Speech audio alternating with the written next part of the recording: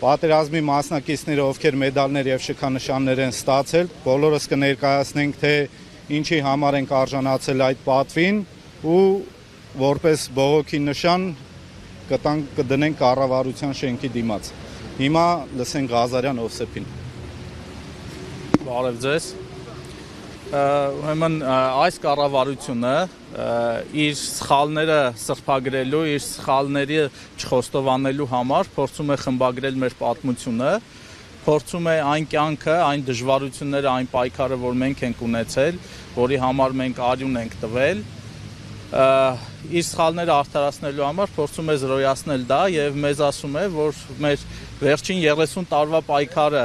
որի գաղափարով մեր հանրապետությունը հռչակվել է ու որը եղել է մեր պետության գաղափարական հիմքը, կեղծ է եղել, սուտ է եղել եւ գոյություն չունի։ Ի նշան բողոքի այս խայտարակության դեմ ես իմ մարտական ընկերների հետ որոշել ենք մեր ստացած շքանշանները 44-օրյա պատերազմի ժամանակ հետ հանձնենք։ Մենք այս շքանշանները ստացել ենք 44-օրյա պատերազմի ժամանակ մարտական գործողություններին մի մասը հյուսիսային ուղղությամբ եղնիկներում մասնակցելու համար եւ մենք չենք կարող այս շքանշանները այլևս կրել այն պարագայում, երբ ամեն արժեք, ամեն գաղափար, ամեն զոհողություն, որ դրված էր այս շքանշանների հիմքում, զրոյացվել է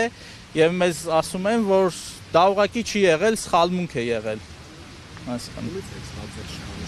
Շքանշանները ստացել ենք եւ Արցախի հանրապետության նախագահից եւ Հայաստանի Հանրապետության նախագահից։ Ես կհանձնեմ իմ մարտական խաչ 2-րդ աստիճանի շքանշանը եւ մարտական ծառայություն շքանշանը։ Քանի մասնակից են հանձնել։ Այս պահին 7 մասնակից կհանձնի։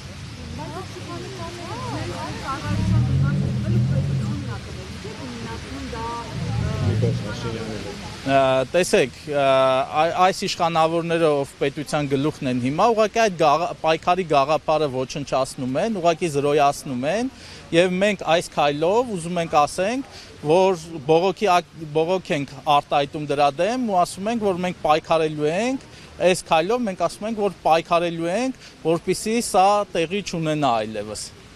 Քայլեր են հաջորդել։ Այո, հաջորդիվ դուք կիմանաք արդեն։